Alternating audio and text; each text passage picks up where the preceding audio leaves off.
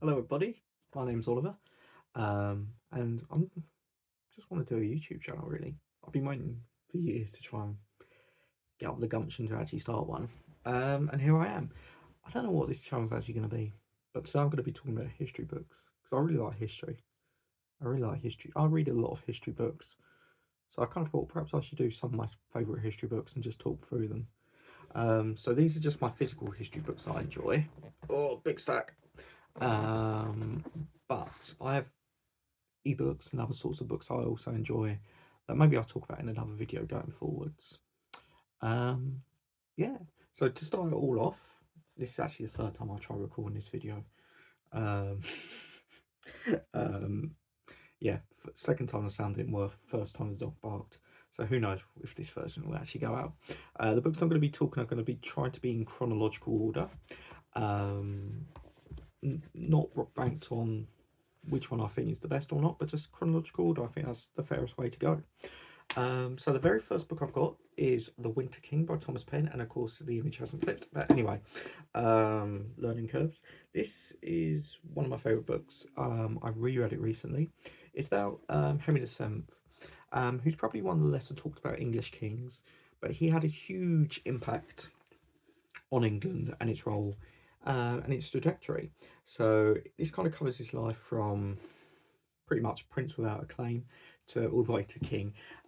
We look into things such as his ideas for dynastic marriages he had, power plays that he would go on, the ways he would try and heal the nation, because before Henry VII, England was really rocked by a series of wars, probably also known as War of the Roses, that some of you may know about, where you had these two houses, York and Lancaster, basically Stark and Lannister, going at each other to who should be the king or queen of England.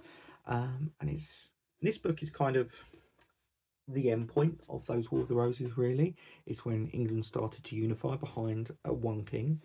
Although we do read about several people who potentially going to usurp Henry VII.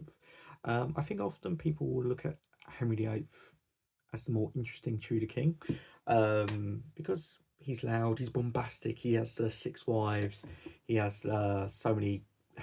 He created his own religion just so he could get divorced. He's got a load of children. But Henry VII is also fascinating. Marrying Margaret Beaufort, then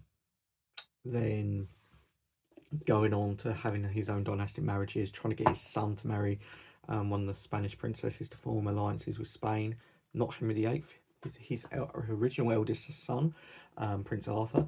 You also learn about things such as how the Tudor Rose came into existence, and it was actually a merger of the Lancaster and York Rose into one flower to try and symbolise how a nation was unified.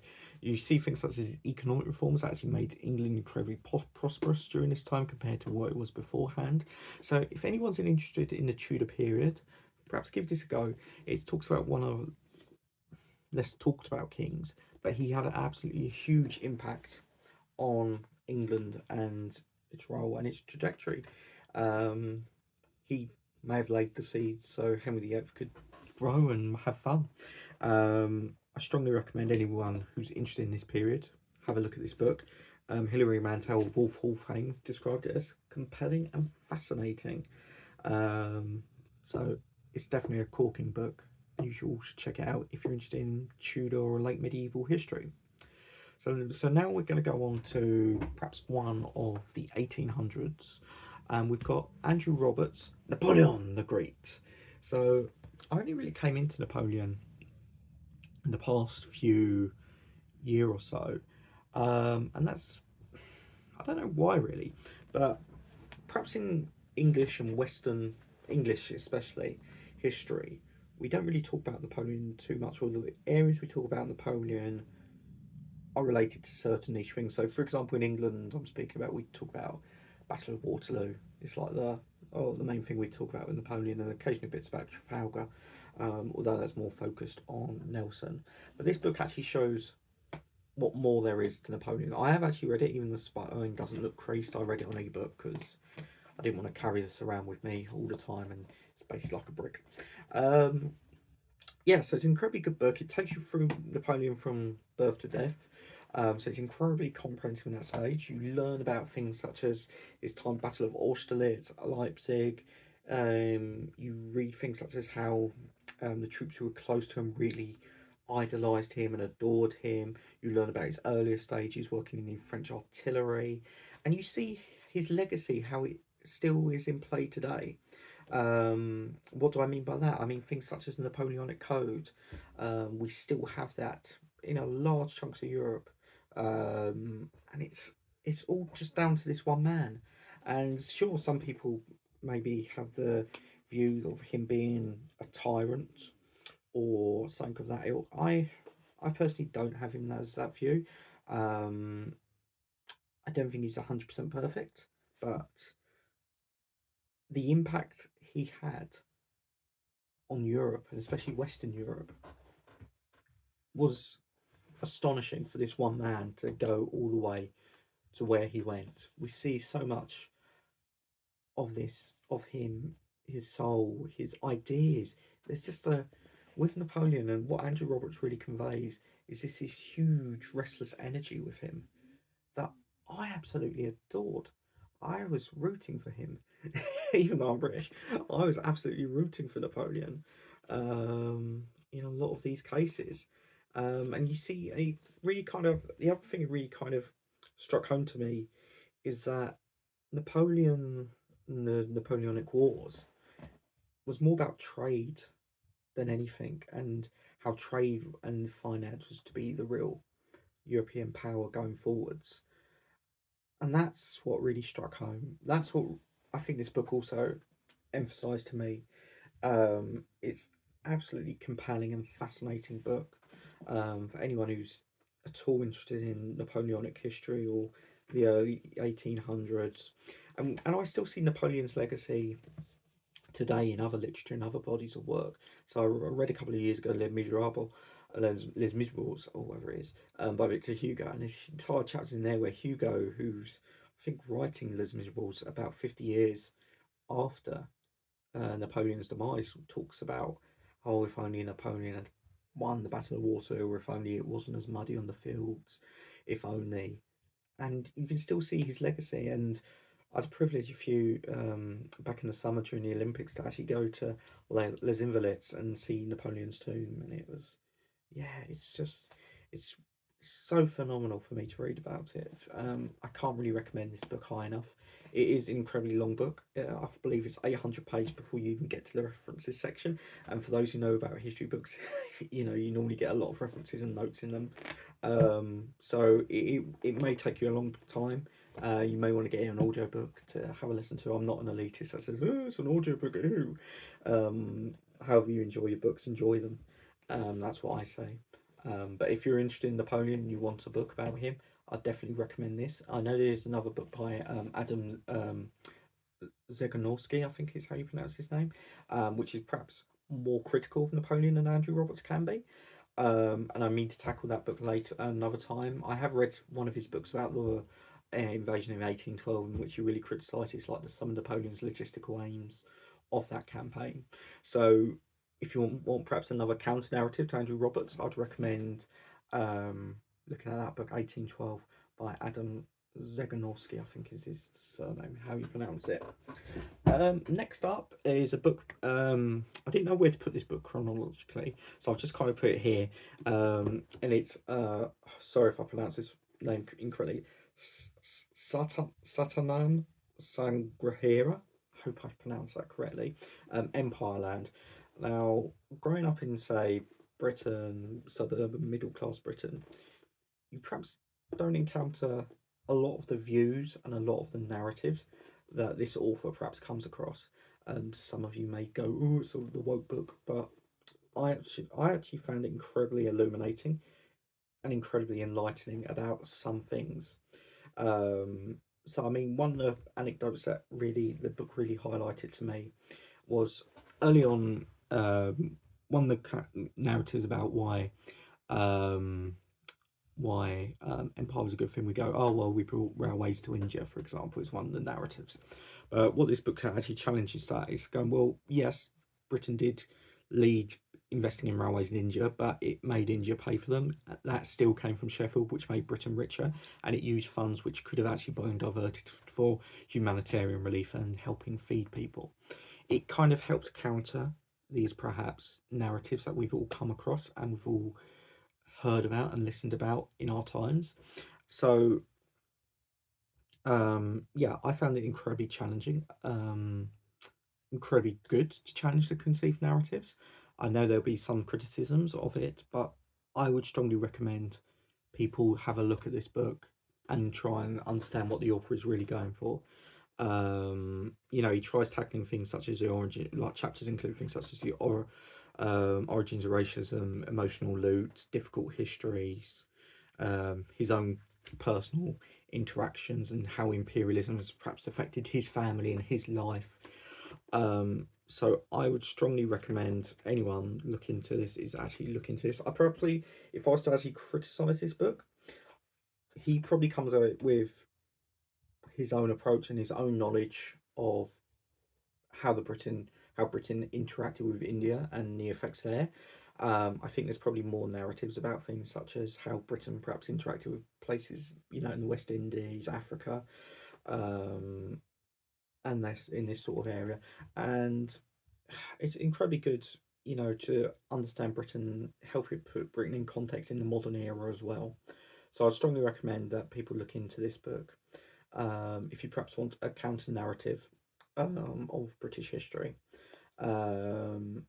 I found it very educational for myself, and I strongly recommend anyone reading this, watching this, sorry, to give this a go and have a read. Now, the final few books I'm going to talk about here are all World War II related, because that's kind of my real specialism. That's what I studied at Pewsey University, and it's really what it's kind of my bread and butter in terms of history. So the first book up is written by actually a journalist, originally a journalist by Ben Macintyre. It's called Operation Mincemeat.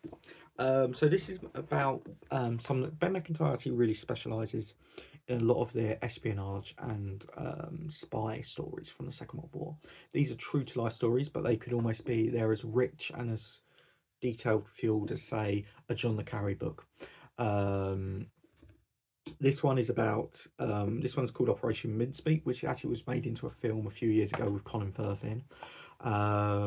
But this is, well, obviously the book's so much better, but this is actually an incredibly good read. It's about how the Allies, and especially Britain, tried to create deception plans to confuse the Germans and the Italians where where the Allies were gonna land in the Second World War. So they tried to put out the plan that we were going to land in Greece instead of Italy, and Ben Macintyre makes the argument that we can actually see some German troops being diverted and moved as part of this wider deception network that this was part of. It's an incredibly good read. I think Macintyre's journalism roots really shine through into this book. It's a good fast-paced book as well, so if you want a nice fast-paced espionage spy sort of story, and this is where actually Ian Fleming of James Bond film fame, who'd work in this sort of area. I think even he gets a name drop in this book or one of the other books that Ben Macintyre wrote, because he's written quite a few about spies, but this one, Operation Zigzag and Double Cross, are kind of the main three trilogy I find about the Second World War that I really engaged with and I really enjoyed. So this is perhaps more of a faster paced book. If you want a bit more espionage, James Bond, John le Carré sorts of fun work, definitely give this book a go. Highly recommend this to friends, perhaps who aren't always history readers, but want something factual but also fun. And this is what this really succeeds in. So next up is a book that I discovered a couple of years ago during lockdown, an author, Frank McDonough. So he's done two of these books. So this is the second one here, called The Hitler Years. This is about the end of the war, so 1940 to 1945. He previously did a book going up to from 1933 to 1939, which I've also read, and they're both incredibly good books. I've read a lot of general overview World War II books in my time from authors like Max Hastings, Ian Kershaw, Anthony Beevor, and for me, pound for pound, this is actually one of the best books I've actually read, especially because it only focuses on the German campaign. It focuses on things like North Africa, but obviously it focuses on more um, darker aspects of that regime. But it's incredibly impactful. It gives me the right level of details combined with the right information. And for me, this is actually like the best overall comprehensive book about Germany in the Second World War and the Allies' interaction with them. And the first book is also amazing as well. It gives you lots of insights. It's written for me in an incredibly clear way. I know often history books have a reputation of being incredibly dense and all like nitty and stuff like that, and nitty gritty and giving like minute details and facts. But this is actually written incredibly well, which is very important for me when I'm going through a history book. It is also another big book. It weighs in about 600 pages, so that may put some people off. But I would recommend if you're going for want a book just about the German side of the Second World War, so the Allies versus the Germans and the Italians in the Second World War. Definitely give this book a read. Frank McDonough, he's an amazing author, and I'm on the lookout for the other works that he's done, especially if he goes into this era or other sorts of um, other sorts of periods of war, so other sorts of theatres or realms. If you're focusing on more details, I will gladly read them and hopefully get them day one or at least for a Christmas or birthday present. And last but not least is another book written by a journalist. This one is by John Hersey. I hope I pronounced that right. This is called Hiroshima. This is a very emotional book at times. It talks about the first-hand accounts of people in the Second World War who were around Hiroshima immediately after the atomic bomb blast. So I know there's been a lot of talk and a lot of talk recently with the Oppenheimer movies that have come out, and we've been looking at that sort of thing and reevaluating, was the nuclear bomb necessary? This is incredibly impactful and emotional for me. When I read it, it's an incredibly deep book. So it's not a very long book, um, but it's you're reading the first-hand accounts of people who had to go through this, and it's incredibly haunting. I found I would recommend everyone to read this book. I think if you only had to read one book for an impact, I would recommend this one. Um, all the other books were good, but if you wanted to read a book with first person connotations and seeing the human element and connecting with people and things on an emotional level, this is the book I'd say go for. It is harrowing, but it's important. And I think anyone with the keys to things such as the nuclear arsenal of any countries or anything like that should really read this book just to fully comprehend and understand the power that these weapons have. So I've actually probably talked for way more than I thought I would in this video. So hopefully I will be back sometime in the future. Until then, I'll wish you all a good day and have a happy day and a great life, whatever you're doing. And joie d'affaires. Ciao.